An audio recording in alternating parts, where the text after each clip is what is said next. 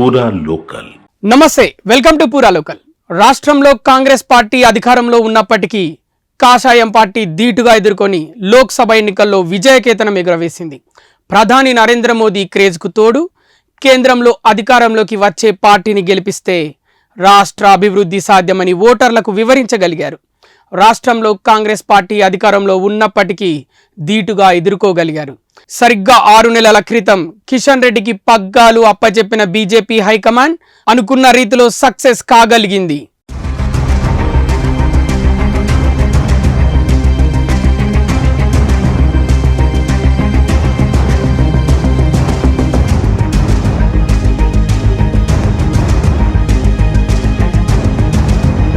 సికింద్రాబాద్లో కేంద్ర మంత్రి కిషన్ రెడ్డి రెండో దఫా విజయం సాధించారు.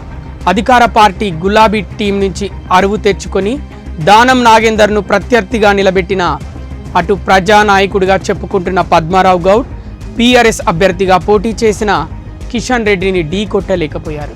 సునాయాసంగా కిషన్ రెడ్డి గెలిచి ఔరా అనిపించారు. సికింద్రాబాద్లో టఫ్ ఫైట్ ఉంటుందని అంతా భావించినప్పటికీ ఫలితాల్లో అటువంటి ప్రభావం ఏం కనిపించలేదు. ఆఖరికి సికింద్రాబాద్ గడ్డపై కాషాయ జెండాను ఎగరేశారు కిషన్ రెడ్డి.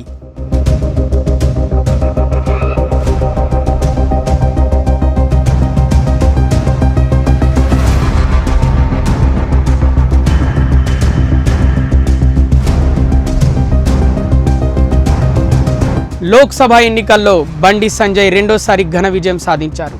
రాజకీయంగా అనేక ఒడిదొడుకులు ఎదుర్కొన్న ఆయన నవంబర్లో జరిగిన తెలంగాణ అసెంబ్లీ ఎన్నికల్లో కరీంనగర్ అసెంబ్లీ స్థానం నుంచి ఎమ్మెల్యే అభ్యర్థిగా పోటీ చేశారు.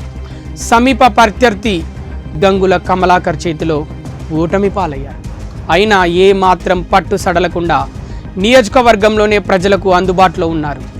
లోక్సభ ఎన్నికల్లో 2,12,000 ఓట్లకు పైగా మెజార్టీతో బండి సంజయ్ గెలుపొందారు.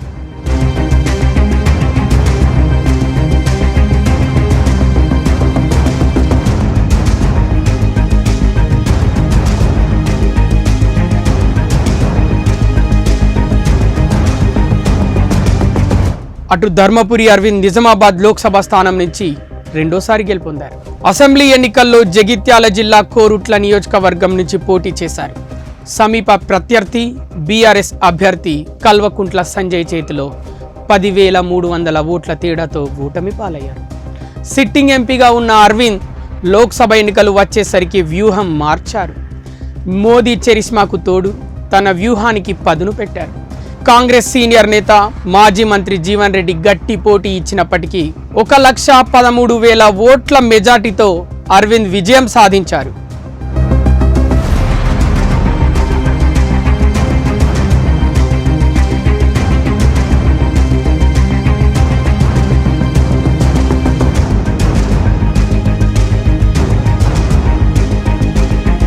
మెదక్ జిల్లా దుబ్బాక అసెంబ్లీ నుంచి పోటీ చేసిన రఘునందన్ రావు బీఆర్ఎస్ అభ్యర్థి కొత్త ప్రభాకర్ రెడ్డి చేతిలో ఓటమి పాలయ్యారు.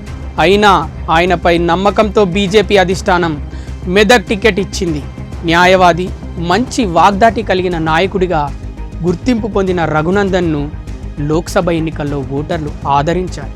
బీఆర్ఎస్, కాంగ్రెస్ అభ్యర్థులను ధీటుగా ఎదుర్కొని మెదక్ గడ్డపై 25 ఏళ్ల తర్వాత బీజేపీ జెండా రెపరెపలాడించారు.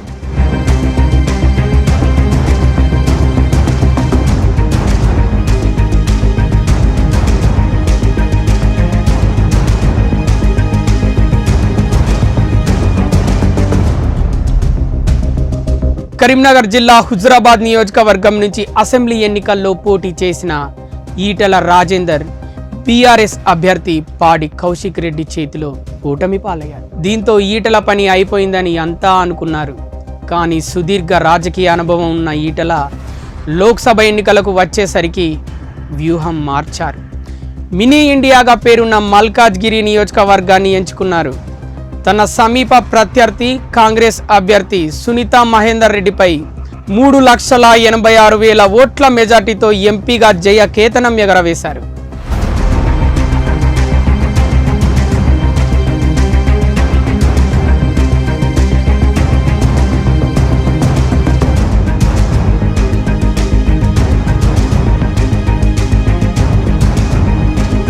అటు డీకే అరుణ కూడా మహబూబ్ నగర్ సీటులో గెలుపొందారు.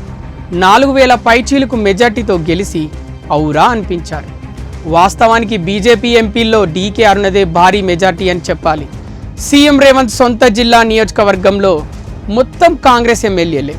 అయినా అన్ని ఒడిదుడుకులు తట్టుకొని పాలమూరు గడ్డపై కాషాయ జెండా ఎగరేసింది. జయజమ్మగా చెప్పుకునే డీకే అరుణ జయకేతనమై ఎగిసి పడింది. చేవెల నుంచి కొండా విశ్వేశ్వరరెడ్డి గెలుపొందారు. 1,72,000 మెజార్టీతో కొండా విజయం సాధించారు. చేవెళ్ల సిటీలో బీజేపీకి భారీ ఓట్లు పోలయ్యాయి. అది కొండాకు ప్లస్గా మారింది. అదేవిధంగా గ్రామీణ స్థాయిలో బీజేపీకి ఓటు పర్సెంటేజ్ తగ్గినప్పటికీ అర్బన్లో అనూహ్యంగా బీజేపీ వేవ్ కొనసాగింది. స్వయంగా తన ప్రత్యర్థి రంజిత్ రెడ్డి సైతం చేవెళ్ల సిటీలో బీజేపీ వేవ్ ఉందని, ఊహించిన దానికంటే ఎక్కువగా ఉందన్నారు. అంటే కొండా పనితనం చేవెళ్లలో అవసరమైంది.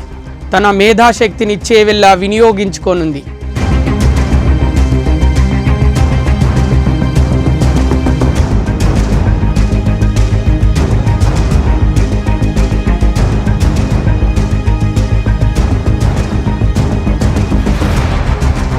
ఆదిలాబాద్లో గోడెం నగేష్ బీజేపీ నుంచి గెలుపొందారు. సిట్టింగ్ సీటు కావడం, అదేవిధంగా సిట్టింగ్ ఎంపీకి టికెట్ ఇవ్వకపోవడం ఏమైనా వ్యతిరేక పవనాలు వీస్తాయా అని భావించినప్పటికీ గోడెం నగేష్ విజయాన్ని ఎవ్వరూ ఆపలేకపోయారు. బీజేపీ ఎమ్మెల్యేలు ఉండటం గోడెం నగేష్కు కలిసొచ్చింది. మొత్తానికి అటు అధికార పార్టీని తట్టుకొని గోడెం నగేష్ విజయ దుందుబీ మోగించారు.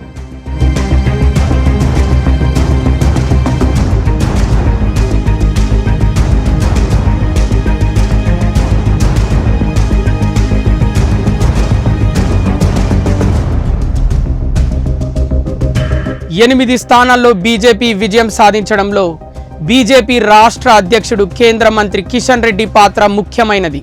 సరిగ్గా అసెంబ్లీ ఎన్నికలకు కొన్ని రోజుల ముందే రాష్ట్ర బాధ్యతలు అప్పగించిన బీజేపీ కిషన్ రెడ్డి సారథ్యంలో ఎన్నికలకు వెళ్లాలని సూచించింది. కిషన్ రెడ్డి తన చతురతతో తెలంగాణలో బీజేపీ ఓట్ల పోలరైజేషన్లో కిషన్ రెడ్డి కసరత్తు ఫలితాల్లో కనిపిస్తోంది. అసెంబ్లీ పోరులో Congress 39%, BRS 37%, BJP 13.9% vote share పొందాయి. అయితే 6 నెలల్లోనే ఎన్నికల సంఘం ప్రకారం లోక్సభ ఫలితాల్లో కాంగ్రెస్కు 40%, బీజేపీకి 35%, బీఆర్ఎస్ 16.6% ఓట్ షేర్ పొందాయి. దాదాపు గులాబీ ఓట్ బ్యాంక్ అంతా బదిలీ కావడంలో రాష్ట్ర సారథి కిషన్ రెడ్డి వ్యూహాలు ఫలించాయని బీజేపీ హైకమాండ్ భావిస్తోంది. కాంగ్రెస్కు బీజేపీనే ప్రత్యామ్నాయంగా చూపే టాస్క్ ఆయన 6 నెలల్లోనే పూర్తి చేశారని రాజకీయ విశ్లేషకులు చెప్తున్నమాట.